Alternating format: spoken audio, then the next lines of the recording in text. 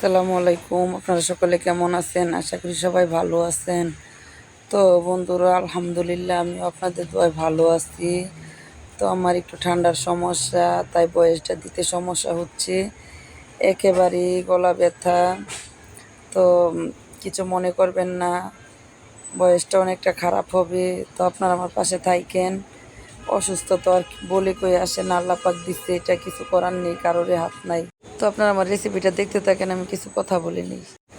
সম্পর্ক রেখে প্রতিদিন কাঁদার চেয়ে একেবারে সম্পর্ক শেষ করে দেওয়াটাই ভালো, বেটার।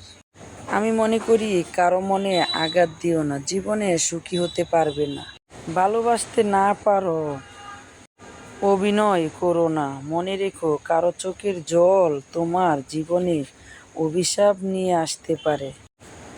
অভিযোগ নয়, অভিজ্ঞতা থেকে বলছি। কাউরের প্রেমে গুরুত্ব দিলে মানুষ তাকে সস্তা ভাবতে শুরু করে।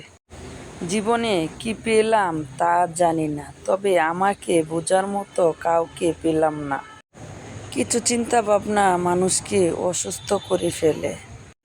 মায়া যার জন্যই হোক, কষ্টটা নিজেকেই ভোগ করতে হয়।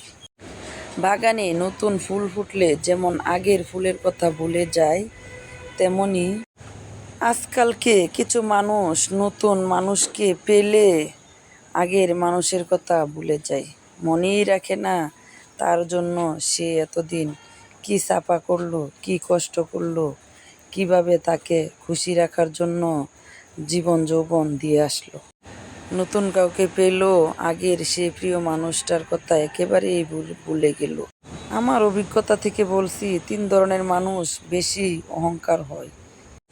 বেশি শিক্ষিত হলে, বেশি সুন্দর হলে, বেশি হঠাৎ করে গরিব থেকে বড়লোক হলে।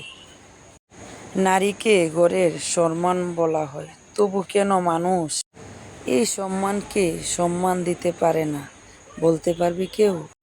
জীবনে কি করলাম? না পারলাম কারোর ভালো বন্ধু হতে, না পারলাম কারোর সঙ্গী হতে, না পারলাম কারোর জীবনে জায়গা করে নিতে, না পারলাম কাউকে আপন করে নিতে, না পারলাম ভালো মানুষের মতো একজন মানুষ হতে। শুধু জীবনে এটাই পারলাম, কষ্ট মুখে সকল কষ্ট বুকের মধ্যে চাপা দিয়ে সবাইকে হাসি মুখে বলতে হয় যে ভালো আছি। আমার চেয়ে সুখী কেউ নয়, আমি সবার চেয়ে সুখী।